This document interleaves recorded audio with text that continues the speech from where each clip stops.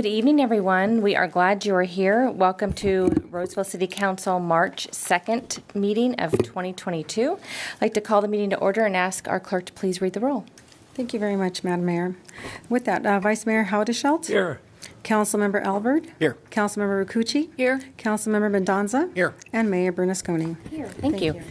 I would like to ask our Assistant City Manager, Ryan DeVore, if he would lead us in the Pledge of Allegiance. Thank you, Mayor.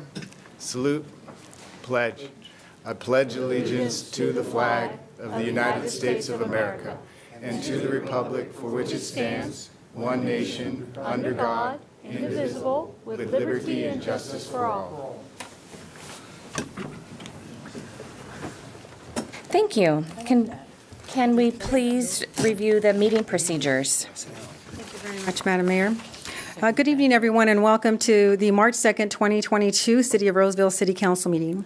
If you're present tonight and have not already picked up an agenda, you may do so, as they are here at the end, to my left, at the end of the staff table. As a reminder, the Brown Act prohibits the City Council from taking action on items that are not listed on tonight's agenda. Speakers wishing to address the City Council may do so by stepping up to the podium, and each speaker will have 3 minutes during public comment on non-agenda matters. There is a maximum of 25 minutes allocated for the public comment portion. If a speaker would like to address an item listed on tonight's agenda, they will have up to 5 minutes to express their comments to the City Council. Time will be monitored, and when the red light blinks at the podium, the speaker will be asked to conclude their comments. Lastly, if you address the City Council tonight, we would certainly appreciate you stating your name for the record. With that, thank you very much for your participation tonight. Thank you. Now is the time for public comment. If there's anyone that would like to come forward to address the council on any item that is not on the agenda, now is the time to do so. Good evening. Hello. Keith Dieterich, CEO of the Gallery Inn. Thank you for the opportunity for public comment. A couple of things. First, and I usually don't read a lot of stuff, but I'm going to read these remarks pretty verbatim. Spent a long time on them today. First, the Gallery Inn had an opportunity last night to speak at the Blue Oaks Neighborhood Association meeting. We've had an opportunity to speak at a lot of meetings over the last year. These meetings are not mandatory meetings. The Gathering Inn does them out of transparency. The Gathering Inn has been conducting these meetings, about 70 meetings over this last year, to associations, businesses, different community groups, elected officials, and individuals. Last night's meeting was very well attended. It was clear that the opposition to the Campus of Hope was present. I would say that a very vocal group of about 25 to 50 individuals began the Q&A session wanting to vent and be heard versus wanting information to come to an informed decision. They certainly, and I don't think, necessarily reflect the best of what Roseville has to offer. That being said, over the course of the meeting, other people in attendance, which was the vast majority of people, I might add, wanted to learn more about this proposal. And when the badgering and the interruptions died down, the presentation was eventually heard. And I was very heartened at the end of the meeting when many members in the audience came up to me, or David Loya, or Dr. Marbut, and said 3 main themes. First, the Gathering Inn is advocating a noble cause. We're advocating for the least and the last and the lost among us. The other theme was I learned a lot from the presentation because there's a lot of disinformation floating out there. Okay, a lot of stuff on social media that's just blatantly not true. Then the third one, splitting off into 2, is a couple of folks come up and say, well, I still have trouble supporting it. I understand what you're trying to do, but it's kind of in my neighborhood. Fair enough. Or a couple of individuals come up and say, you know what, after the presentation, I've kind of rethought some things. and I now support something that I thought I was adamantly against. One of these people actually had his wife punched in the face by a homeless man recently.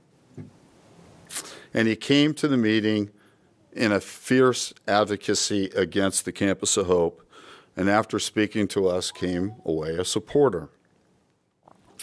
So I turn our attention to the KCRA piece that was just done. Keith, you're over your time. Do you know how much more time you need? I just need another minute. Okay. Okay. So the KCRA piece talks about camping and cleanups in Roseville. Roseville Parks and Rec Department was out there with the KCR reporter Ty Steele. Here's the deal. There's two unmet needs in Placer County. First is there aren't any no-barrier beds. The second issue is there's a need for more housing. Okay. Last night, the vocal opposition believes that not in their backyard, they believe that this issue can't come to them. And I want to know where exactly that invisible barrier is that's keeping people out of the Blue Oaks neighborhood. I am sure you heard the KCR piece about where that location is, Sunsplash, Sutter Hospital. There's a definition that if you keep on doing the same thing over and over, you're going to get the same result. It's time to do something different for Roseville. It's time to do something different for Placer County. As mentioned in the piece, the situation isn't getting better. It's getting worse. And the individual from your own department had said, we need to act now strategically to do something different. And I think that the time is now for this community, Placer County, City of Roseville, Rockland, Lincoln, to look at some different things to do than we're doing now. Thank you. Thank you. Is there anyone else here tonight that would like to make a public comment? Okay, seeing none, I will close public comment. She does. Oh, sorry, I missed you there. You can come forward.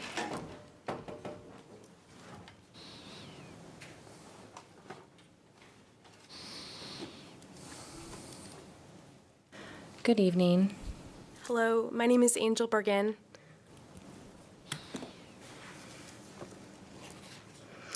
The gathering and individuals are getting help, which includes a sovereign bounty of housing, which may or may not include incarceration, but not limited to qualifications, which in this part is much deemed necessary. I am to represent them as well. Known as a community member to establish a safe house from here to there. Thank you.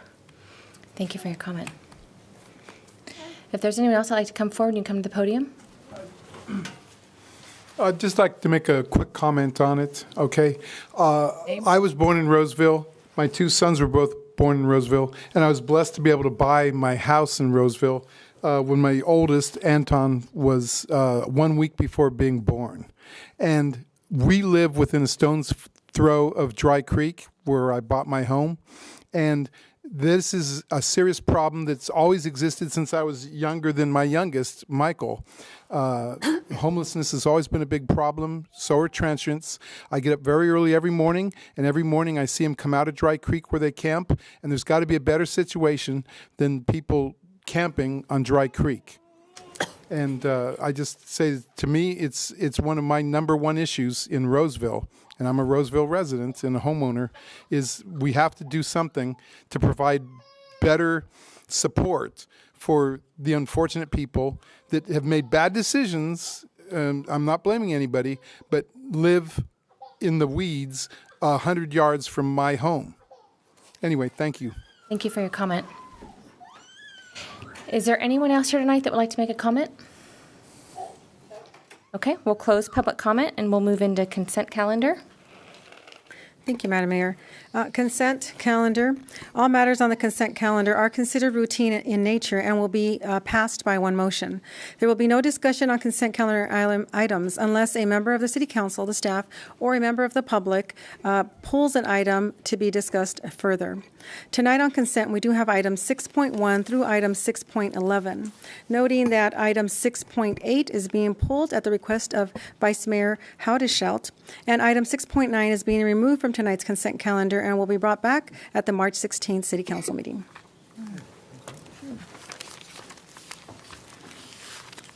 Okay, so we want to do the consent vote first, or do you want to hear the item first?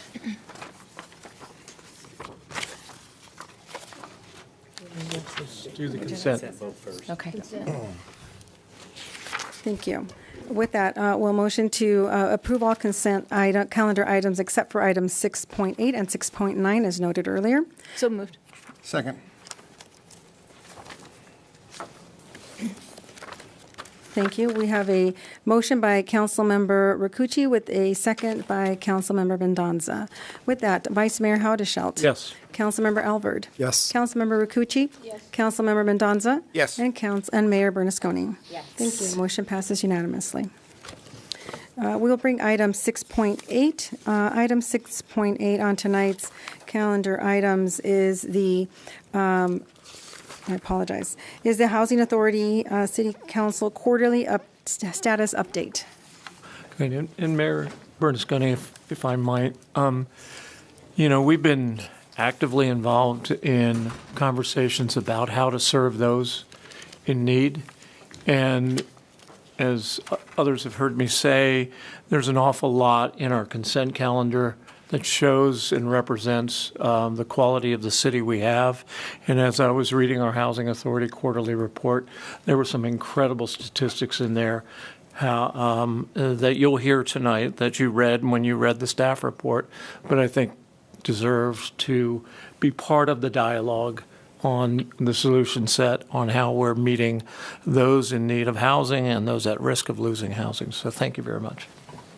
Great, thanks for doing that. So we'll get started. Good evening, Mayor Bernasconi and council members. I'm Tricia Isom, Housing Manager and Executive Director of the Roseville Housing Authority. Tonight, I have with me Susie Cook-Turner, and she's going to give you a quick update on our quarterly status report. Good evening, Council and Madam Mayor. I'm Susie Cook-Turner. I am the Housing Supervisor for the Housing Choice Voucher Program, and I'm here to give an informational presentation on the Roseville Housing Quarterly Status Report. Roseville Housing Authority administers the Housing Choice Voucher and Project-Based Voucher programs, providing low-income households in Roseville and Rockland with rental assistance using funding from the U.S. Department of Housing and Urban Development. This rental assistance ensures that the household is able to afford to live in safe and decent housing. RHA continues to look for opportunities to expand the inventory of affordable housing in Roseville, and in October 2021, we released an RFP for project-based vouchers.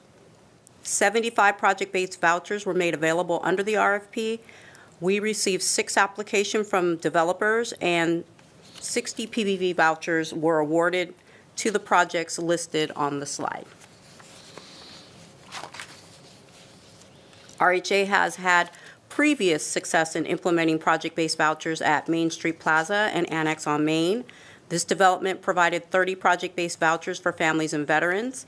The continued collaboration with Meta Housing, John Stewart Company, and the case management agencies, including the Veterans Administration, has culminated in a very successful partnership to keep PBV tenants housed by addressing any issues that arise during their tenancy immediately. In the midst of the pandemic, Roseville Housing Authority received notice of an award for 50 emergency housing vouchers to begin administering in July of 2021. HUD required housing authorities to work with their continuum of care to ensure that the vouchers were issued to households experiencing homelessness, at risk of experiencing homelessness, or fleeing or attempting to flee domestic violence, dating violence, sexual assault, stalking, or human trafficking, or those with a high risk of housing instability. Participants have access to additional resources such as application fees, deposit assistance, landlord incentives, and utility assistance. These resources are funded through HUD-issued service provider fees. Though these vouchers were made available due to the pandemic, they are not a permanent addition to RHA's budget authority. Issued emergency housing vouchers that subsequently become available may be reissued until September 30th, 2023.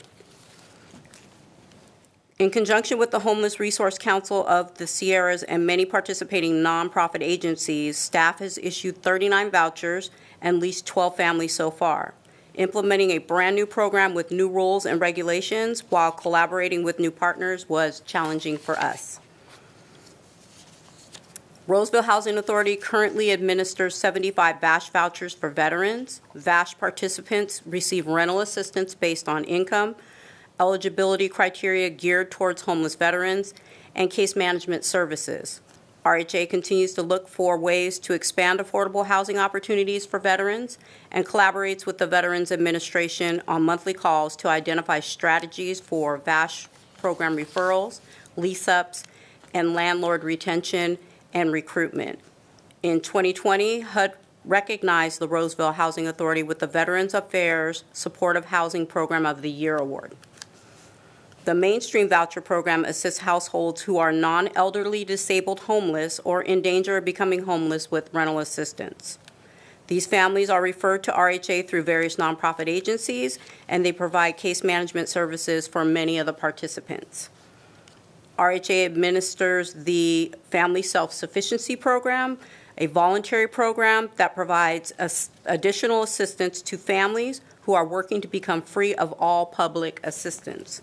Staff is currently revamping our FSS program in collaboration with Placer County Housing Authority to ensure that the program is relevant to today's challenges and barriers for families wanting to become more self-sufficient.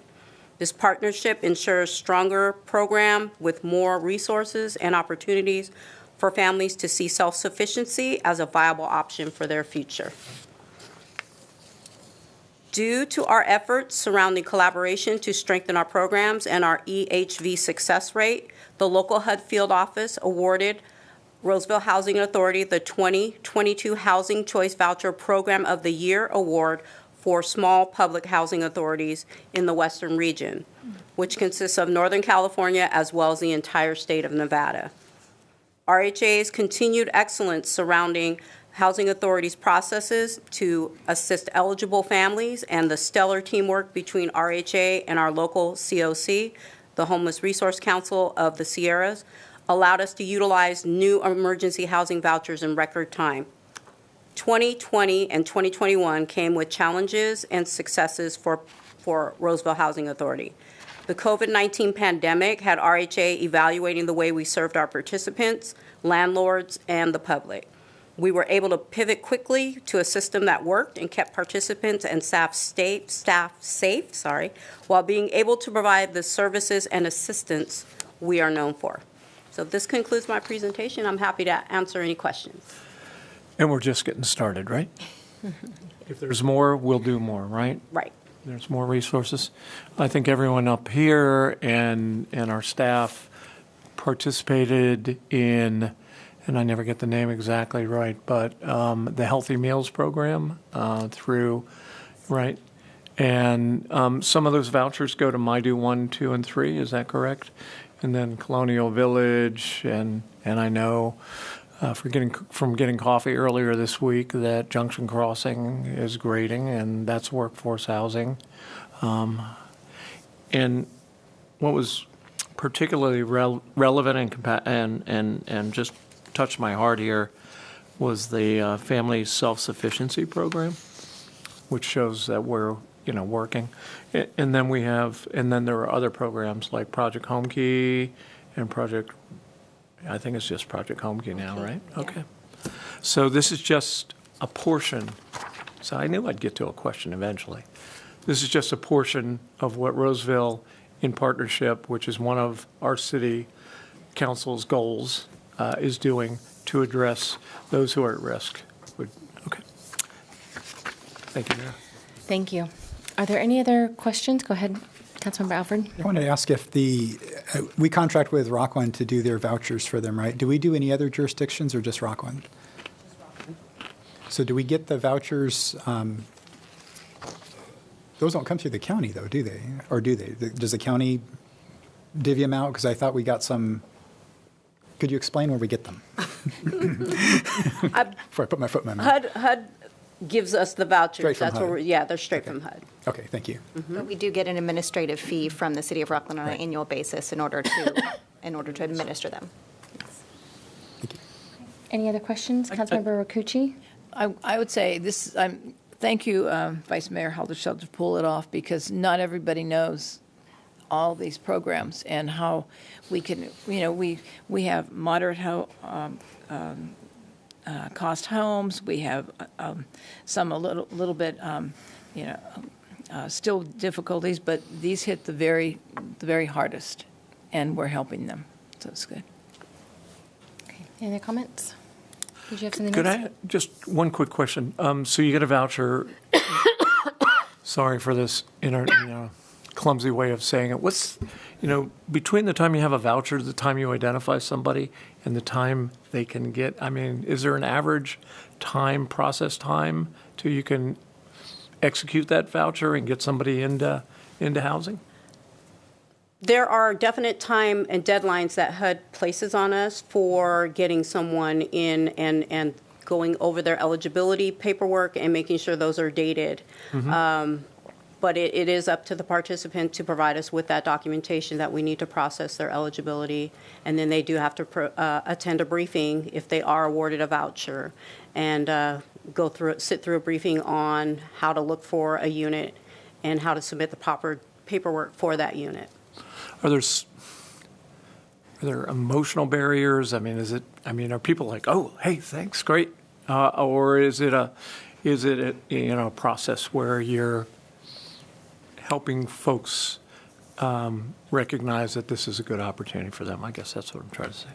I think most recognize that it's a good opportunity, because when you are dealing with folks who are paying a majority of their income towards rent, to have the opportunity to pay only 30% of your income, between 30 and 40% towards the rent, they realize pretty quickly what a blessing this is.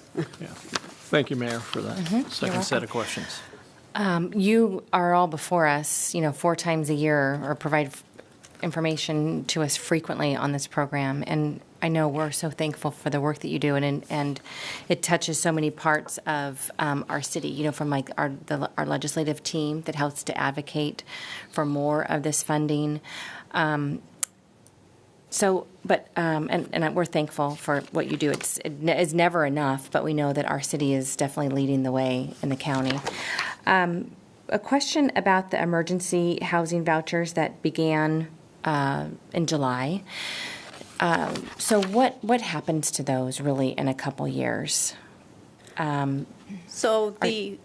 I'm sorry. No, go ahead. Thank you. So when someone receives an emergency housing voucher, if they happen to relinquish that voucher before September 30th of 2023, that voucher can be reissued to another family. If they have that voucher after September 30th, they keep that voucher. So, but we are not allowed to reissue it again. So once they relinquish it after September 30th, that voucher goes away. September of this year? 2023.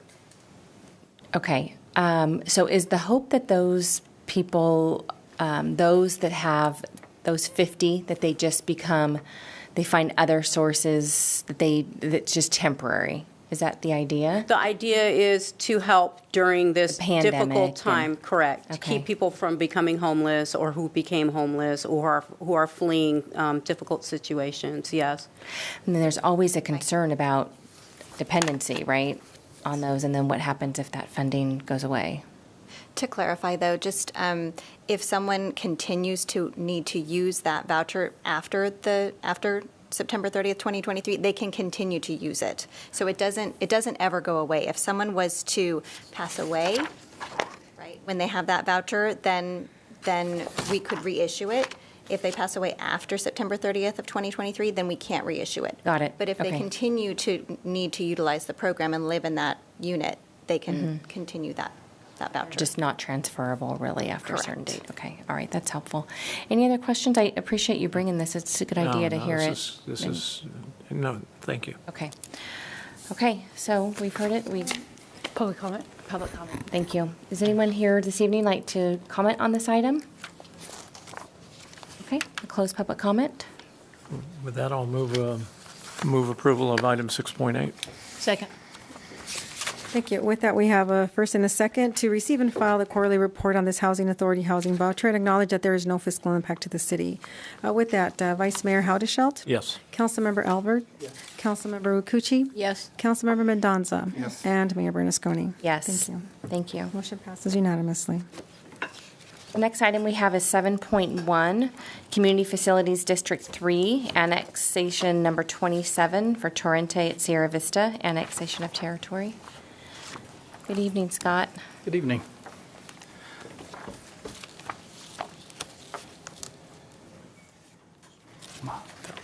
So good evening, Mayor Bernasconi and council members. My name is Scott Pettengill, Budget Manager for the city, and this item is a public hearing for the final step in the process to annex Torrente at Sierra Vista into the city's Community Facilities District, or CFD number 3.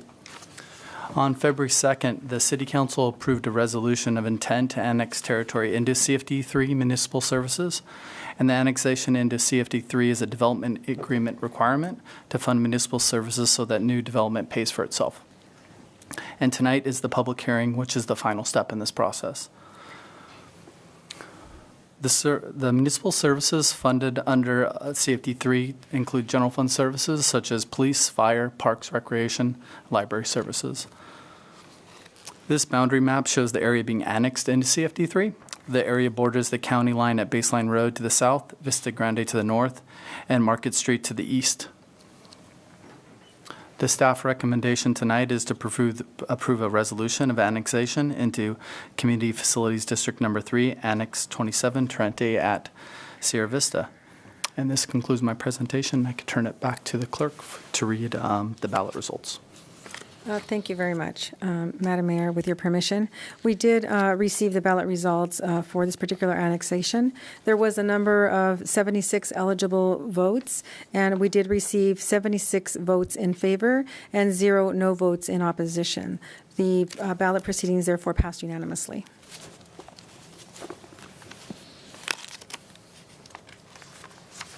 I will open it up to public comment. Is there anyone this evening that would like to comment on this item? Okay, we'll close public comment. Does the council have anything else before we have a motion? Nope. No. Motion. So the motion is to consider adopting resolution number 22049, a resolution of annexation of territory to Community Facilities District, thereby authorizing the levy of a special tax and submitting levy of tax to qualified electors. Additionally, adopting resolution number 22-050, a resolution declaring results of special annexation election, determining validity of prior proceedings, and directing recordings of amended notice of special tax lien. So moved. Second. Thank you. We have a motion made by Councilmember Alvord with a second by Councilmember Rukuchi. With that, we'll do a roll call, Madam Mayor, with your permission. Vice Mayor Haudashelt? Yes. Councilmember Alvord? Yes. Councilmember Rukuchi? Yes. Councilmember Mendoza? Yes. And Mayor Bernasconi? Yes, thank you. Motion passes unanimously. Okay, we'll move into item 8.1, military equipment policy. Looks like we have Captain Doug Blake and our Chief of Police Troy Bergstrom and our Attorney Joe Speaker.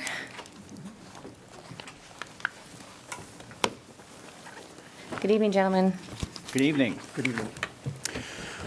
Good evening, Mayor Bernasconi and Council. I'm Troy Bergstrom, your Chief of Police, and with me tonight are Captain Blake and Assistant City Attorney Speaker to brief you on Assembly Bill 481, which requires the Police Department to follow a set of guidelines to be presented to you as our governing body prior to the purchase of or possession of military equipment. When AB 481 was first envisioned, it included only items the Police Department received under the 1033 Military Surplus Program. that were actual military surplus items. Our department has very little equipment obtained as military surplus, to include a robot our bomb squad acquired when our original robot was lost in the Galleria fire, and the optics that are on our patrol rifles. These two items alone of actual military surplus gear accounted for $200,000 in equipment provided to the city at no cost. However, by the time the Assembly Bill became law this year, the restriction to military surplus equipment had been removed, and an extensive list of equipment determined to be military equipment by the state took its place. Our department has many of the items now labeled as military equipment, even though they are daily tools of law enforcement agencies and are not obtained in any way through the military. The law requires that we present this information to you in a public setting for your approval for continued use and procurement of police-related equipment that is now on this list. And I'm going to turn it over to Captain Blake and Assistant City Attorney Speaker for our presentation. Thank you, Chief. If you wouldn't mind actually going back one slide. Thank you so much. So as the Chief said, Assembly Bill 481 was signed by Governor Newsom on September 30th, 2021, and requires that law enforcement agencies obtain approval from the agency's governing body prior to purchasing, raising funds for, or acquiring military equipment, using military equipment, and collaborating with other law enforcement agencies in the deployment or use of military equipment within the governing body's territorial jurisdiction. Approval is required to be in the form of an ordinance making certain findings that adopt a military policy. So as the Chief said, the term military equipment is used in AB 481, in fact, does not necessarily indicate equipment that has been used by the military, obtained from the military, or even that is considered military grade. Pursuant to AB 41, some of the items, as the Chief identified, include drones, bomb disposal robots, armored vehicles, command post vehicles, battering rams, water cannons, pepper balls, beanbag launchers, rubber bullets, long-range acoustic devices, and commonly used long rifles. And as the Chief said, the only equipment that we actually have that is military surface was the bomb robot and the scopes, as identified earlier. The bill stated that its intent was to increase transparency, accountability, and oversight surrounding the acquisition and use of the designated military equipment by state and local law enforcement. On the screen, I'm sorry the font is so small, it's the long list of the military equipment that the state ultimately concluded was, quote, military equipment. So everything on there is what is in AB 481 for military equipment.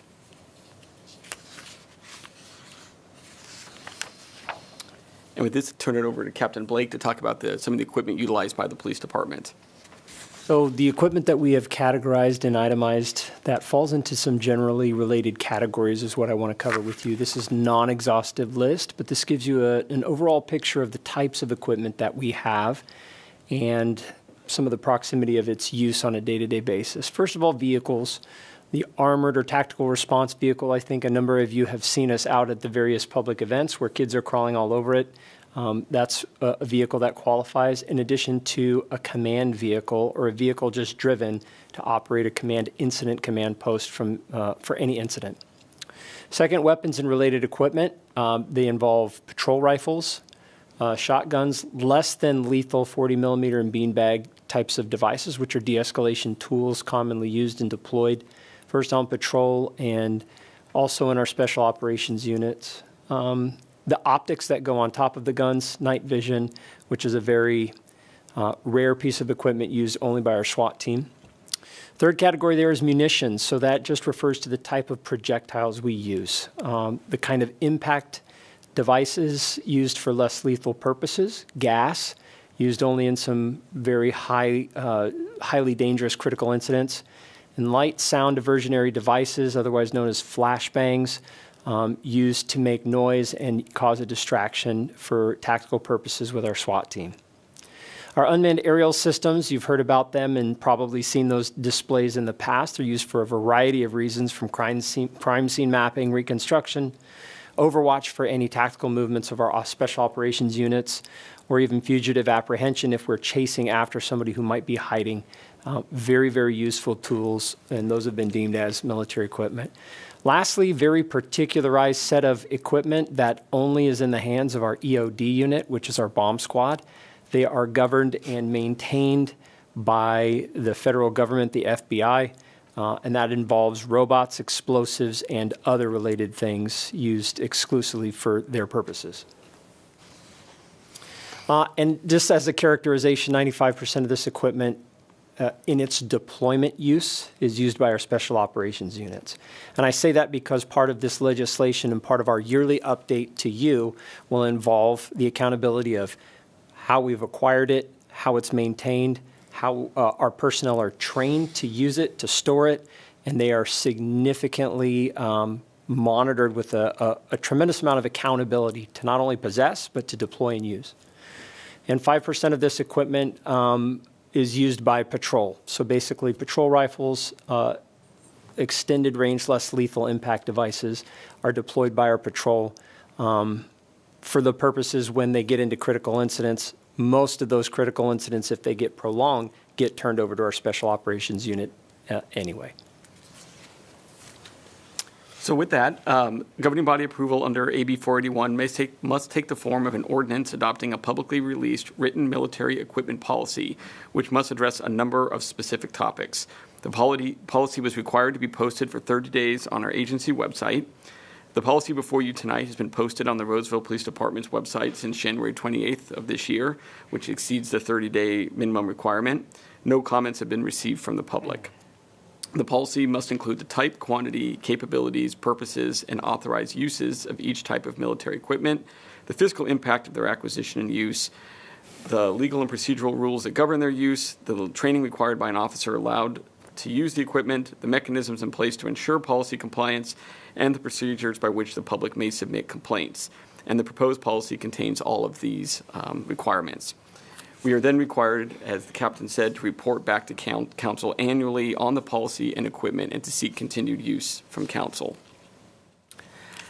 AB 481 also requires that a governing body consider the proposed military equipment policy in an open session and make certain findings. Those findings are that the military equipment is necessary because there is no reasonable alternative that can achieve the same objective of officer and civilian safety. The proposed military equipment use policy will safeguard the public's welfare, safety, civil rights, and civil liberties. If purchasing the equipment, which is a prerequisite, we have to have this in place, and the equipment has to be reasonably cost-effective compared to available alternatives that can achieve the same objective of officer and civilian safety, and that prior military equipment use complied with the military equipment use policy that was in effect at the time. And we as staff believe that all of these findings can be made. So with that, staff recommends that the City Council adopt the required findings and introduce for first reading an ordinance adopting a military equipment policy, authorizing the Roseville Police Department's continued use of all military equipment as defined by Assembly Bill 481, which was obtained prior to January 1st, 2022, as well as going forward. And with that, we're available for any questions that you might have. Excellent. Thank you for your presentation. Does the council have any questions of staff? No questions? Okay. Just one. So if someone were to, if you were to accept a donation of something that falls in this list, would, if I give you my drone, right? Would you have to, you'd have to list that, is that? That's correct. And no, it's not military grade. That's correct. Okay. The current policy accounts for that. And the way it reads the law, the acquisition of the drone, like in your example, if law enforcement acquires it and it's used for law enforcement purposes, it's military equipment. Right. But if the same drone was yours, it wouldn't be. Yeah, I was trying to draw that line between volunteer, yes. Donation and acquisition. Thank you. Thank you. Is there anyone here tonight that would like to comment on this item? We'll open up for public comment. No? Okay. We'll close public comment. If the council doesn't have anything else, I'll ask our clerk to please read the motion. Thank you. So the motion is to adopt the findings pursuant to California Assembly Bill 481 and introduce the first reading ordinance adopting a military equipment policy authorizing the Roseville Police Department's continued use of military equipment as defined by Assembly Bill 481, obtained prior to January 1st, 2022, and moving forward. And lastly, acknowledging that there will be no fiscal impact to the city's general fund with this proposed policy. If I could get a motion, please. So moved. Second. I'm sorry, that was Councilmember Rakucci? Yes. And second by Councilmember Mendoza, correct? Yes. Thank you. With that, roll call for Vice Mayor Howdeshelt. Yes. Councilmember Albert? Yes. Councilmember Rakucci? Yes. Councilmember Mendoza? Yes. And Mayor Bernasconi? Yes. Thank you. Motion passes unanimously, 5-0. Thank you. Thank you very much. Okay, that's the end of our agenda. We do have one last public comment, which is an opportunity for anyone to address the council on any item that's not on the agenda. Is there anyone here tonight that would like to bring forward an item or speak to the council? Okay, we'll close public comment and hear reports from council members or staff. Michelle, is there anything from you tonight? No, nothing from me. Okay. Thank you. City No further Manager? reports, Mayor. Thank you. You want to start us off, Councilmember Cucci? Oh, okay, thank you.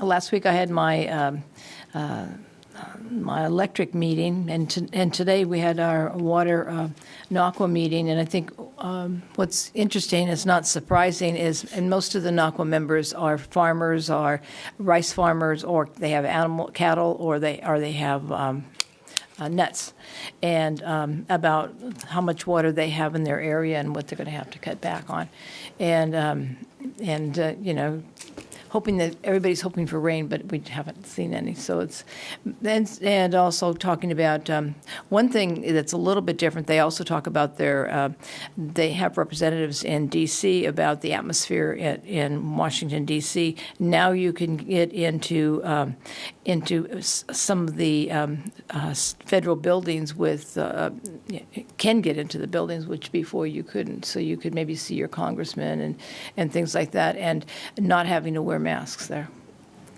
Don't know if you go to a restaurant, didn't ask that question, but it's at least people can get around a little bit better. Good, thank you. Anything tonight, Councilmember Mendoza? I have no reports, Mayor. Thank you. Okay.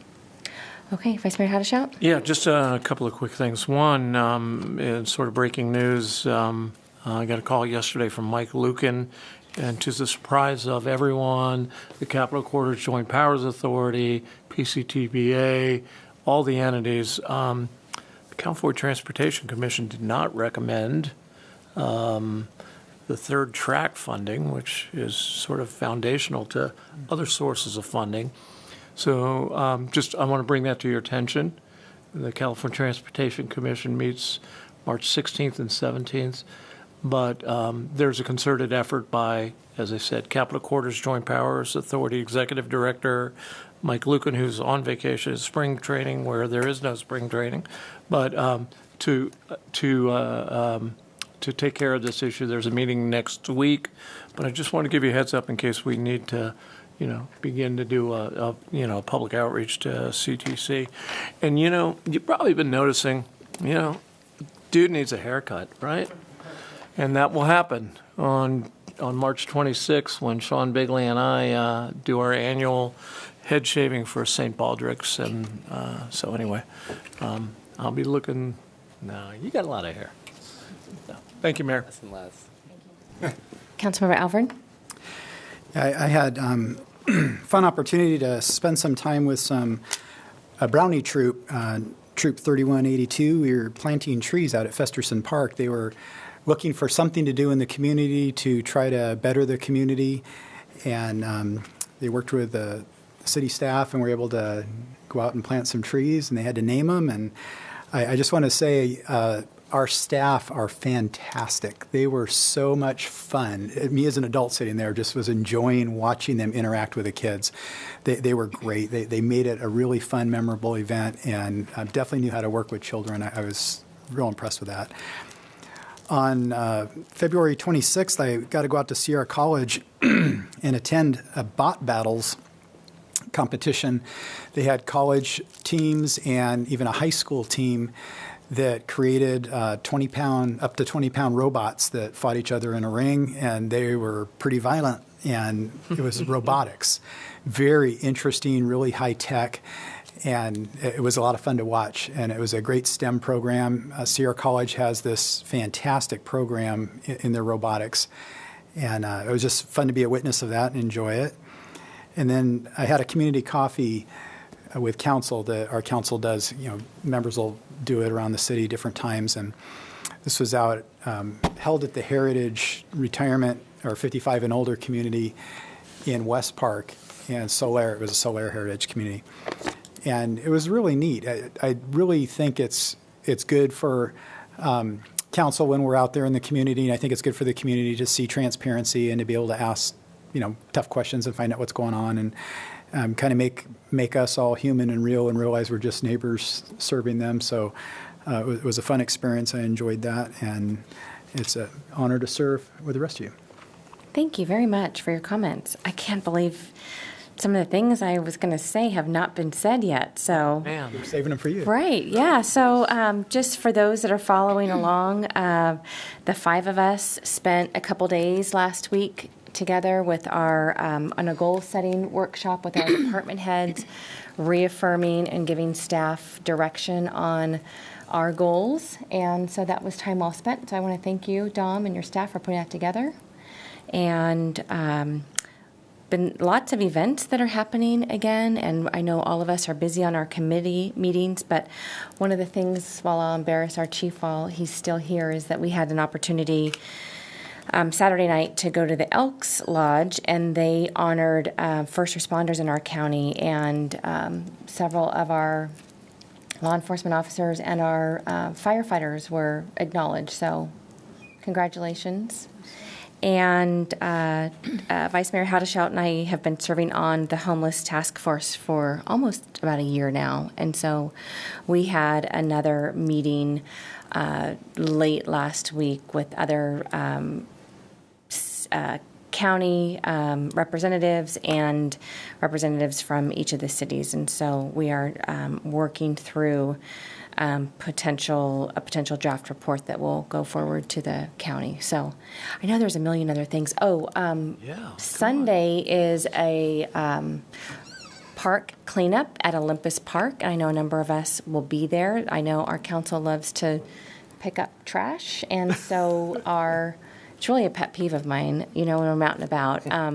So our parks team has gathered enough help to be able to not only pick up trash, but we'll be painting backstops. There's a whole cleaning up the equipment, and this came about because the Girl Scouts wrote us a letter, and they had ideas about ways to improve the park. So we'll be out there at Olympus Park from 9 until about 11, and I always say, like, many hands lighten the load, so if we all get out there, we can maybe get done sooner. So hope to see you all out there, and with that being said, I will adjourn us, and we will meet back here March 16th at 6 p.m. We have a motion to adjourn? Second.